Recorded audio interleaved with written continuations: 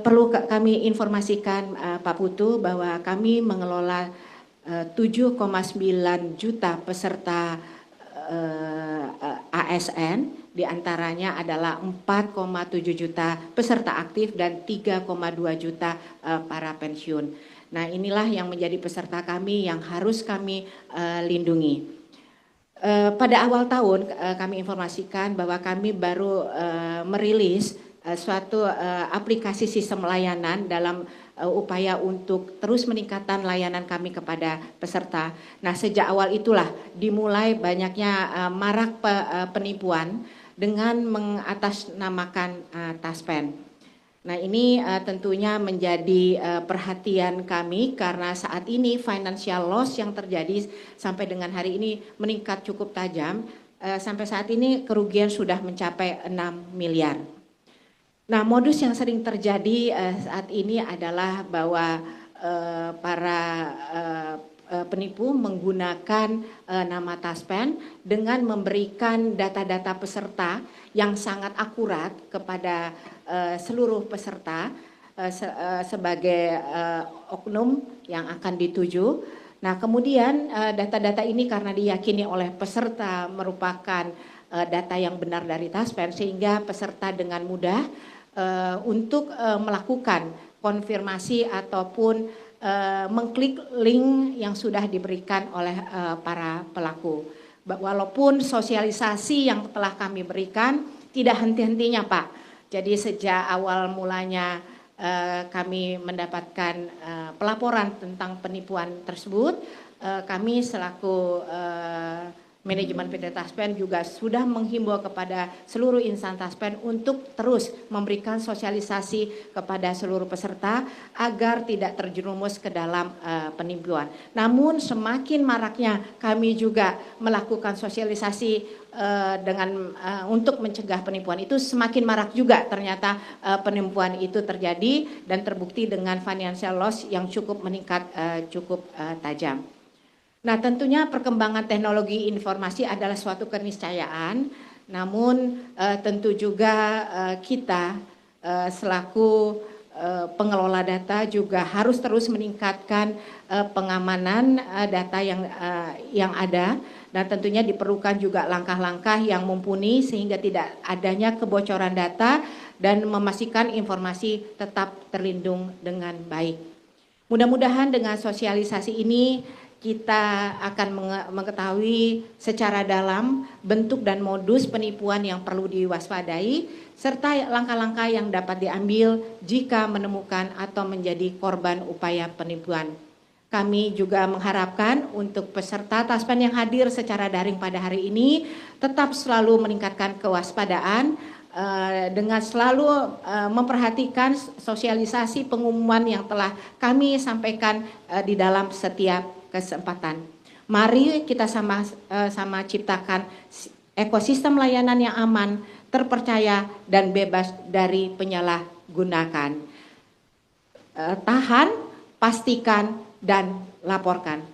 Dan untuk itu Bapak dan Ibu, kami memberikan kesempatan kepada seluruh hadirin, baik yang hadir secara luring maupun secara daring, untuk dapat memberikan pertanyaan dan berdiskusi langsung mengenai langkah-langkah pencegahan penipuan bersama Bapak AKBP Putu Bayupati. Bagi peserta hadirin yang hadir secara daring dapat memberikan pertanyaan dengan mengirimkannya melalui kolom chat, dan sembari itu kami persilakan kepada Bapak dan Ibu yang hadir secara luring untuk dapat memberikan pertanyaan. Kita akan membuka diskusi dengan 3 penanya terlebih dahulu. Untuk itu kepada penanya pertama kami persilakan.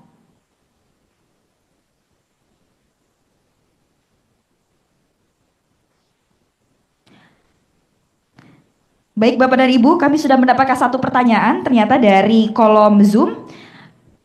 Dikirimkan oleh Bapak Yusuf Jaka Widada, mohon izin Bapak AKBP Putu.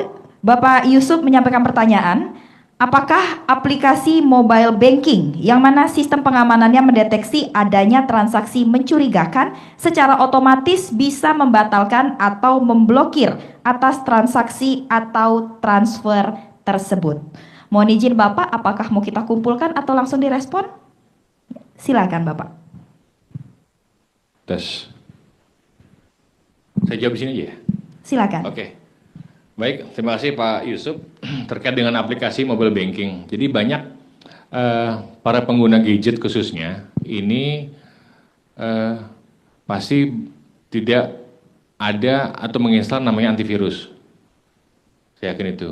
Nah, salah satu upaya kita untuk mencegah adalah bagaimana malware itu bisa masuk, yaitu kita dengan menginstal antivirus di aplikasi gadget tersebut untuk bisa mendeteksi apakah adanya malware atau serangan yang terjadi di handphone tersebut khususnya.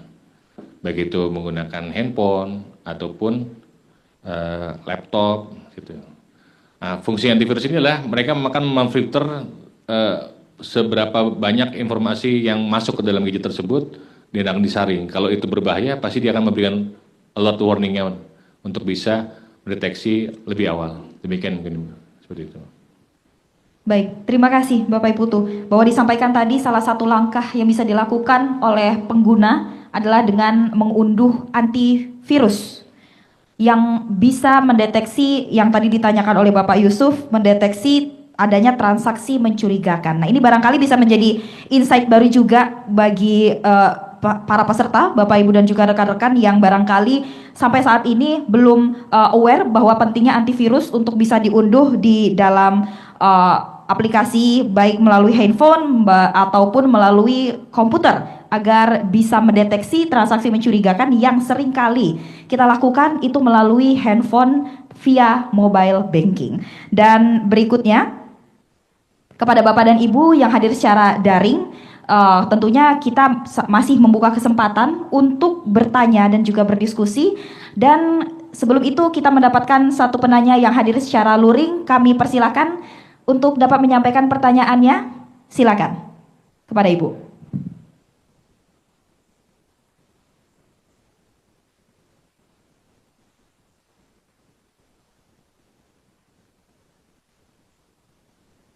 Cik.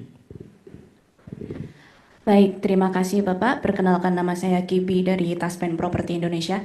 Saya ingin menanyakan, mungkin bercerita sedikit. Beberapa hari yang lalu sempat keluarga saya, mertua saya ini seperti masuk ke dalam sebuah situs yang dimana dia itu kayak membawa nama Meta for Business or whatsoever gitu. Dan di situ sepertinya memang tergiring untuk melakukan investasi secara jumlah yang masif sampai benar-benar banyak sekali. Dan ternyata di situ setelah kami sebagai anaknya ngasih tahu gitu bahwa itu sebuah scam gitu, akhirnya orang tua kami ini sadar seperti itu. Tapi memang ya sudah terlanjur seperti itu ya, dana sudah gone. Yang ingin saya tanyakan adalah apakah hal-hal seperti ini pelakunya bisa dijerat hukum dan bagaimana mekanisme pelaporannya? Apakah transaksi yang sudah dilakukan itu dapat di-tracing walaupun dana telah didistribusikan ke berbagai virtual account? Terima kasih.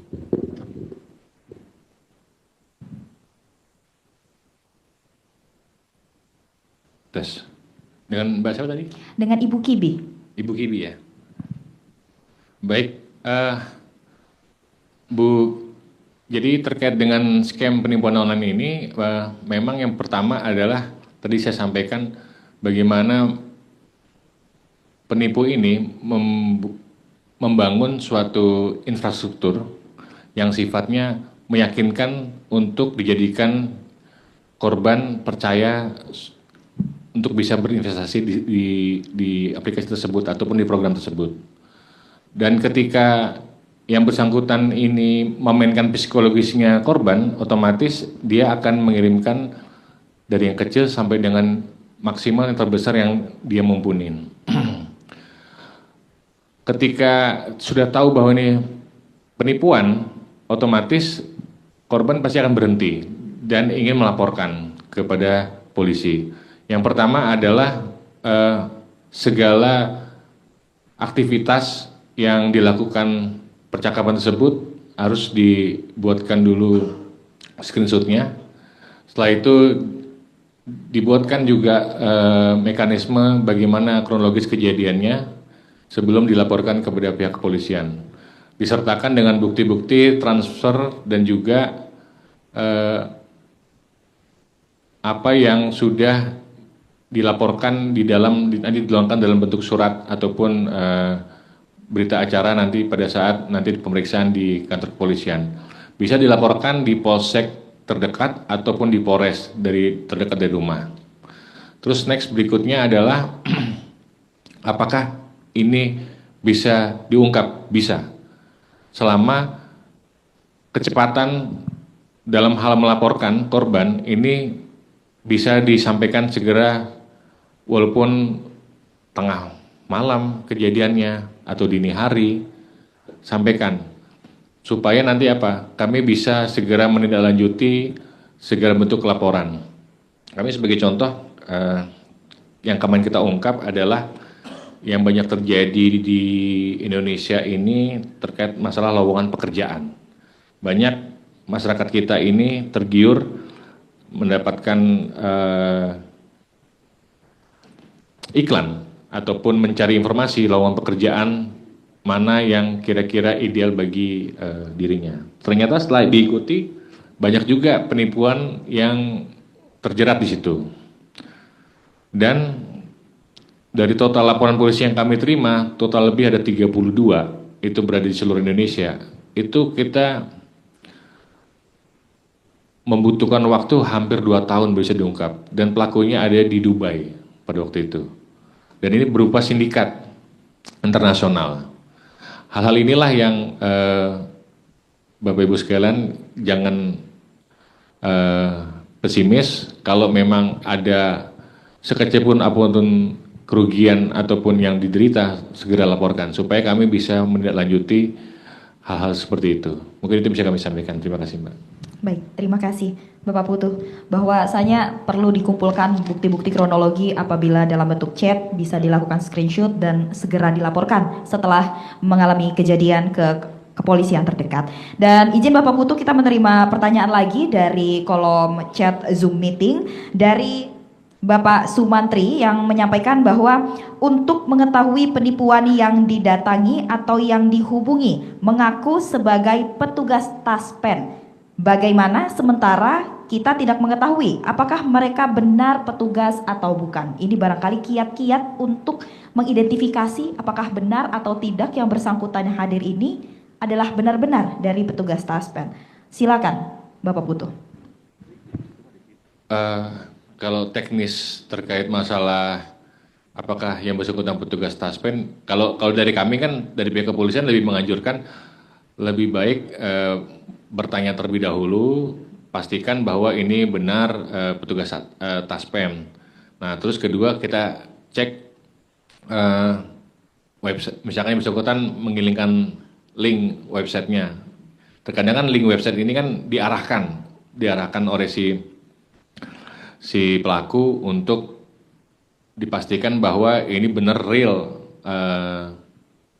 website tersebut. Kadang kita tidak bisa membedakan nih mana yang asli sama yang palsu. Sebagai contoh, saya nggak tahu nih kalau Taspen websitenya apa, anggaplah www.taspen.co.id. Nah, modusnya biasanya itu mirip ini websitenya, bisa taspen.co.id bisa .com. Nah, itu udah berbeda. Tapi Taspennya sama. Nah, terkadang Taspennya itu hanya itu dibuat ad ataupun mirip-mirip lah seperti itu. Dan dia tidak akan bisa merubah tampilan Taspen yang realnya seperti ini gitu. Kadang dia hanya merubah tulisannya sedikit ataupun dari .co.id menjadi .com atau .net seperti itu. Jadi memang harus benar-benar di double check lagi, dilihat lagi apakah ini real atau bukan. Jadi jangan buru-buru. Kalau memang terkadang kan kita kalau udah panik itu pasti bawaannya pengen cepet-cepet buru-buru nih supaya nggak di banned atau di suspend seperti itu. Intinya jangan buru-buru, pelan-pelan. Kalau memang tidak yakin ya hubungi call center yang sudah dipercayai, seperti itu sih kurang lebihnya, Mbak. Baik, Bapak Putu. Untuk jawaban kepada Bapak Sumantri, pada intinya adalah untuk tetap tenang ya Bapak Putu menghadapi ataupun berhadapan dengan orang, petugas atau oknum yang mengaku sebagai petugas Taspen dan harus cermat selain tenang. Dan tentunya seperti tagline kampanye Taspen bahwa untuk tahan tadi disampaikan oleh Bapak Putu tidak untuk terburu-buru dan mencerna dengan objektif, kemudian pastikan apakah benar website resminya yaitu www.taspen.co.id adalah kanal resmi Taspen, dan yang terakhir tadi Bapak Putu sampaikan bahwa tadi dilaporkan jika memang menemui indikasi mencurigakan dari oknum yang melakukan penipuan dapat dilaporkan kepada kepolisian terdekat. Dan mohon izin Bapak Putu, pertanyaan berikutnya dari kolom Zoom. Bagaimana jika kartu identitas, HP, dan dompet hilang lalu digunakan oleh orang lain untuk hal yang tidak benar seperti untuk judol dan sebagainya? Apa langkah-langkah yang perlu dilakukan sebagai korban yang mengalaminya? Silakan Bapak Putu. Dari divisi aktuaria Taspen. Aktuaria. Oke. Jadi penyebaran data pribadi ini karena kehilangan itu bisa dilaporkan. Yang pertama kita mengenal namanya Undang-Undang Perlindungan Data Pribadi. Nanti silakan dicek di Google, dilihat, bisa diunduh juga bahwa dengan penyebaran KTP saja ini sudah menjadi suatu pidana tanpa persetujuan dari yang bersangkutan sebagai pemilik KTP. Jadi kalau memang disalahgunakan KTP-nya, otomatis silakan dilaporkan dengan membawa bukti-bukti yang mengarah bahwa KTP tersebut memang disalahgunakan oleh orang yang tidak bertanggung jawab. Jadi jangan ragu, dengan adanya Undang-Undang PDP ini, Perlindungan Data Pribadi ini lebih mengcover, melindungi Bapak Ibu yang punya KTP khususnya yang disalahgunakan lah gitu. Jadi bisa dilaporkan. Intinya seperti itu, Bu. Terima kasih. Baik, itu artinya sudah sebagai bentuk indikasi kejahatan begitu Bapak Putu ya, dan patut untuk dilaporkan agar agar menjadi bentuk mitigasi juga, agar tidak ada tindakan-tindakan kejahatan lebih lanjut yang dilakukan. Terima kasih Bapak Putu dan Bapak Ibu yang sudah menyampaikan pertanyaan, yang sudah membuka